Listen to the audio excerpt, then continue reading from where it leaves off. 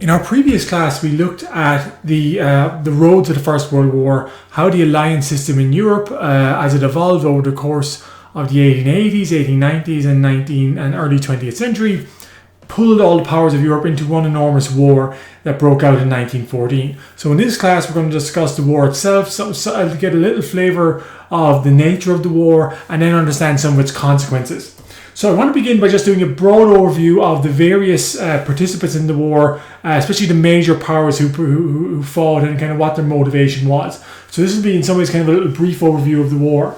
Obviously in 1914 when war broke out, it was largely the United Kingdom, France and Russia, allied on one side, the Triple Entente, facing off against the German and Austrian empires who were part of the Triple Alliance. Of course, the third member of the Triple Alliance was Italy. Italy did not join the war in 1914. The nature of the commitment the Italians had made in the Triple Alliance was essentially defensive. The idea was if France attacked Germany or Austria, Italy would enter the war on their side. Obviously, it was Germany who attacked France.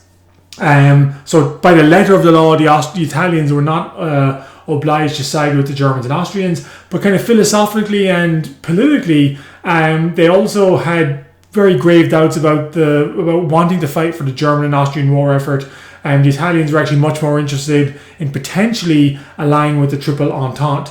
It's also just an interesting thing to note here that the United Kingdom, led by George V, Germany led by William II, and Russia led by Tsar Nicholas II, the three main monarchs of these powers were all related. They were all descended from Queen Victoria in one fashion or another. And so therefore we have essentially all the royal families of Europe, or at least the major ones, are related as well. So Japan quickly joined the Allies in 1914. Japan obviously didn't play any role in the European theatre of the First World War, but Germany had some colonies in East Asia that the Japanese were interested in annexing, which they promptly did.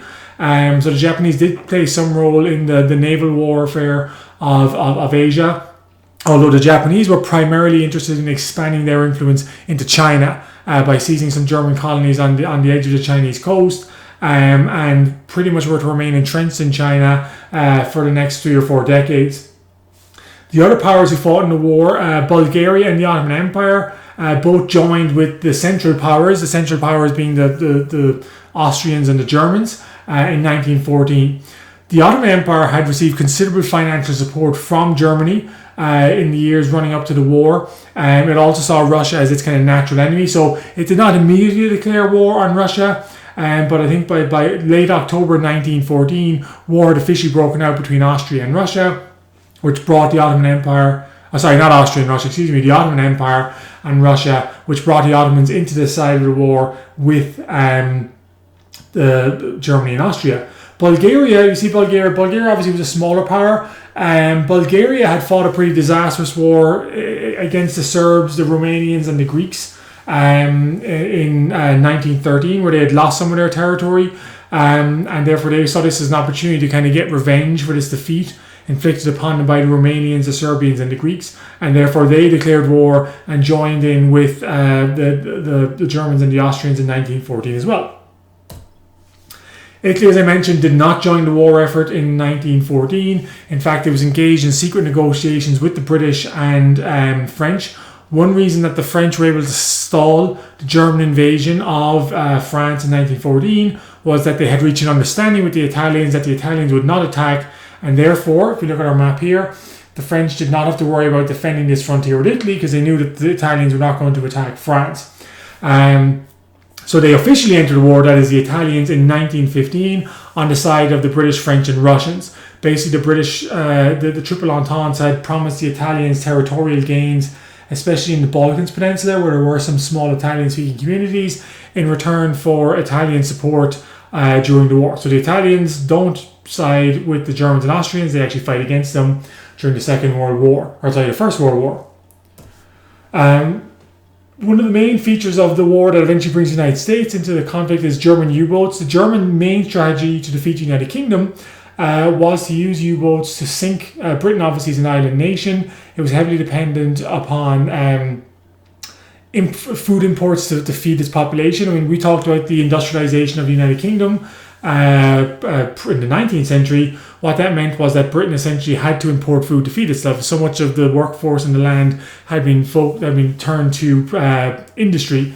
Obviously, U-boats were one way to kind of cripple the British trade. So that's what the Germans tried to do. And we'll talk a little bit more of this later on, but essentially that eventually brought the United States into the war. That the Germans in 1915 sank the Lusitania, which outraged American public opinion. For a time, the Germans tried to scale back their submarine warfare for fear of bringing the Americans into the war. But by 1917, they calculated that it was worth the risk of war to the United States to try and defeat Britain by resuming full-scale submarine war.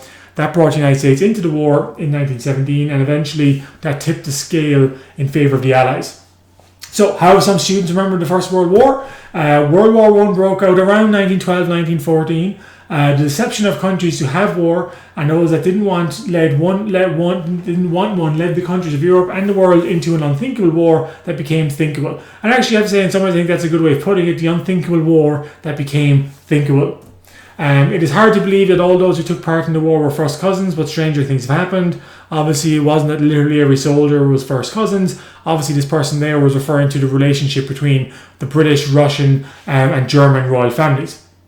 Okay, we talked about the Schlieffen Plan in our previous class. That was the German plan for how to defeat France and Russia, but also the fact of its existence ultimately kickstarted the First World War because the Germans had to initiate it. So the Germans had hoped for a swift military victory over first France, then Russia, based on the Schlieffen Plan, which we talked about in the previous class. The idea being they would defeat France first and then turn around and defeat the Russians. The Germans had calculated, and correctly as it would happen, that once war broke out, the French would rush their forces here along this blue line, because that was the provinces of Alsace-Lorraine, that the French would want to recapture those immediately. Therefore, that's where they would primarily put their focus on. So the German plan was very simple. It was to try and hold the French at this blue line and then have the German army swing around, capture Paris, and encircle the French army here. That was the strategy of the Schlieffen Plan.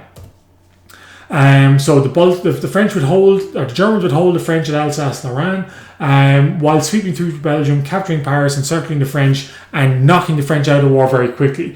The idea was hoping this could even be done before the British landed in France. They would assist the French, but if the British did land, the Germans weren't particularly worried about the military. So the British Navy was obviously very much feared in world affairs. The British army were considered not to be quite as strong as the French or German, and therefore not an immediate danger to the German invasion plans of France.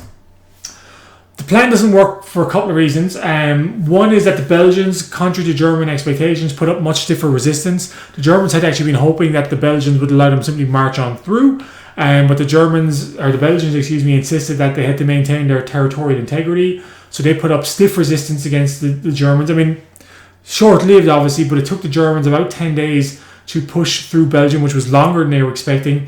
And the Russians mobilized more quickly than the Germans were expecting as well. We obviously saw it was the very beginnings of the Russian mobilization in late July 1914 that forced the Germans to initiate their Schlieffen Plan. But the Russians, partly because they had become more industrialized, because they had become more modernized, actually mobilized more quickly than the Germans were expecting. Therefore, the Germans had to send troops back east to help hold off the Russian invasion of eastern Germany, which kind of weakened their army in the west. So basically, the German plan was to swing around Paris. The German army, one of the wings of the German army, was led by a guy called General Alexander von Kluck. And as von Kluck was supposed to encircle Paris, so initially the war was going to plan for the Germans. They pushed back the British and French forces. The British land in August 1914 in France, but they are pushed into retreat by the Germans. But von Kluck makes a decision as he's supposed to encircle Paris. He instead decides to turn his troops, or just begins to turn his troops north to chase retreating British and French troops who were heading north. This exposed his flank, and British and French forces launched a massive counter-offensive in September 1914. It's called the Battle of the Marne. And essentially they poured through a gap that threatened to separate von Kluck on the left from these other German armies, which would have broken up the German front and possibly allowed some German armies to be surrounded. That forced the German army to retreat. And so the Battle of the Marne is actually a very important battle in the history of the First World War. Essentially, it stopped the German Schleifen plan in its tracks. It ensured the Germans did not capture Paris. They were on the verge of capturing Paris. The French government had already fled south to Bordeaux to avoid being captured by the Germans. But the Battle of the Marne forced a suddenly unexpected German retreat. And I say unexpected, that had Von Kluck stuck to the plan, it's quite likely the British and French would not have been able to push the Germans back. In French history, the battle is known as the Miracle of the Marne, because when all seemed lost, when France seemed on the verge of another quick defeat to the Germans, the decisions of the German officers, combined by the tactical flexibility of the French commanders, who realised that the Germans had given them an opportunity and took that opportunity, ensured that the Germans were defeated. The Battle of the Marne was also significant because while it didn't decide who would win or lose the war, it ultimately ensured that the war would continue. Had the Germans captured Paris, it is quite possible the French would have been knocked out quickly, and that the Russians might have been forced to look for peace as well. Instead, the Battle of the Marne ensures that the war is going to continue, and as we know, it's going to continue for several years.